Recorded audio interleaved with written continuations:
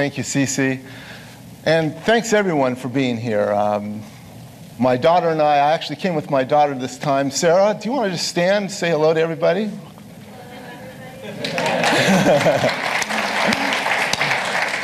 We very much appreciate all the top performers here for just being top performers and for having an organization that creates this kind of celebration and recognition, right? Yes.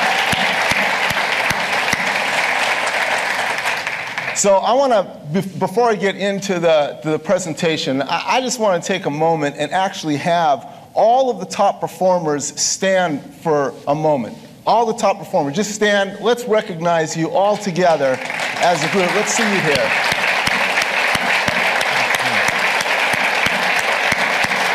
That's great.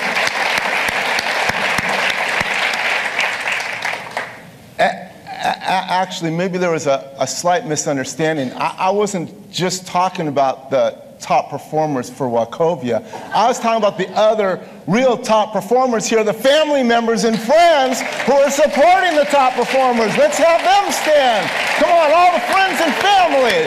Woo! Yeah!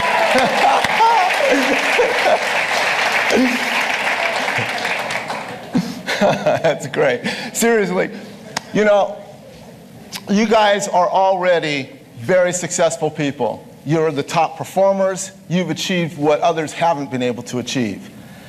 And the question of accountability, you know, there's been no question in terms of your accountability this year. But the question of accountability is, what about next year? How are we able to sustain that top performance and not only just achieve what we achieved last year, but can we actually get to a point where we redefine success, set a whole nother bar of excellence, and achieve a new standard of performance and quality and excellence that we've never achieved before? That's what accountability is about. Because while most people think accountability is just about achieving an event or a goal, it is not. Accountability is actually a lifestyle. It's a lifestyle of continuous improvement, continuous betterment, continuous growth. And that's what I'd like to share with you more about today in terms of what I've learned about accountability over the past 20-some years. Because you know, a lot of people think of me as an expert of accountability. I actually consider myself a student of accountability. There's always something more to learn, something more to understand about our own behavior, about our own thought process, about our communications, about what makes us tick. And that is what accountability is about. And it's also about understanding where is it that we want to go next. What is that next ambition that we have? We're the top performers this year. What does it mean to be the top performers next year? And so I share with you a quote by George Bernard Shaw. You see things and say why, but I dream things and say why not. That's the question of accountability.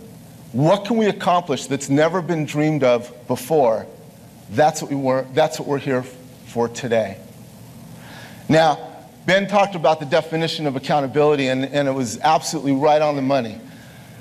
A lot of people think of personal accountability as enforcement, blame. Some people think of it as responsibility.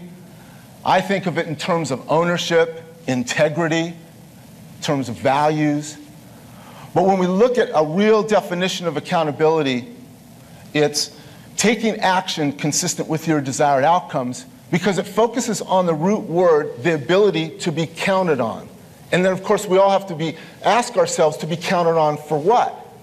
And so the real important part of this definition is understanding your desired outcomes. And a lot of people think of it as a work term, but it's not. Because we have desired outcomes with our families. We have desired outcomes for our kids growing up. We have desired outcomes for our communities. And of course, we have desired outcomes for our career and our jobs. So it really doesn't matter what aspect of our life we apply accountability to, because it all applies no matter what our desired outcomes are. And then, of course, the question is, are we taking those actions consistent with the desired outcomes? Because ultimately, if you really dedicate yourself to this definition, you will be successful with one condition, and that's that you continue in a learning process. Because we can take actions consistent with our desired outcomes that do miss the mark. We can try real hard and still not achieve the goal the very first time. But if we're open to learning and discovering how to shift and make things different and try new things and explore and be creative, and we still stick to the definition of taking those actions consistent with the desired outcomes, then we'll continue to hone it in until we're successful. And that's why personal accountability ultimately drives success. So then the question is, what gets in the way? And for this, I like to turn to the personal accountability model. There's a little card that was on your chairs that has this model on it, and you can follow along. This is actually the model that got me started in this whole accountability movement back in 1985. And what I discovered was no matter how clear I am about what do I want to accomplish and what my dreams are, there's always these situations that show up in life. These challenging situations, sometimes it's a demand for change, sometimes it's a crisis. But regardless of how it shows up, for some reason, the part that really bugs me is they tend to show up on days that I did not have it planned.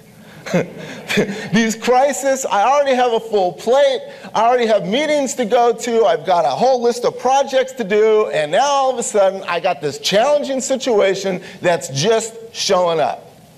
And of course that puts me in a choice point, which is exactly what accountability is. It's always about choice. It's not wrong or right, it's just simply what choice do we make in terms of how we respond to those challenging situations that show up when we least want to have them there. And sometimes, quite honestly, I'm just too overwhelmed to deal with that next challenging situation. I don't want to have to deal with it. So what I do is I put my first toe into the waters of the victim loop. And it's called ignore the challenging situation. Hope that someone else takes care of it. Or maybe it'll just go away by itself. Of course, how often do those challenging situations go away by themselves? Yeah, not often enough. And so we're left with that challenging situation. It's in our face. We can't ignore it any longer. So what's the very next thing that I might end up doing? Deny it. What does that sound like? It's not my job. No one hired me to do this. It's not in my job description. Nobody trained me to do this. And my all-time favorite, my last manager didn't make me do this. And there's always a last manager. I always want to talk to those people. And of course, if it's not yours to take care of, if there's this problem that's showing up and you're in denial and it's not yours to deal with, what does that mean by definition?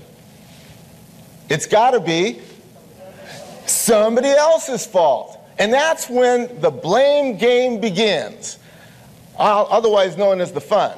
Because now we get to blame our coworker, we get to blame, that other department, and of course it's, got to be top management's fault, right? Of course, whose fault is it ultimately? Our parents. That's right. I mean, if you haven't learned this one yet, you got to learn it here, When all else fails, blame your parents. And Sarah, close your ears. Of course, I don't want to be seen as a whiner or a complainer. So what do I do now? I go into my rationalizing mode. Let me justify. This is all for the intellectuals in the audience, because we love to analyze and study it and do benchmarking. And now like in my day when I was younger, the way I would go about this analysis mode was I just take out a sheet of paper and I figured the longer my list about why it wasn't my fault, the more I was right. But today that's just simply not good enough. Now we got to do it on a spreadsheet with color coding. Of course, rationalizing doesn't solve it. We're still dealing with this problem. So what do we do next? Go right into resistance. That's like our 4-year-olds. They cross their arms. You can't make me. I'm not doing it.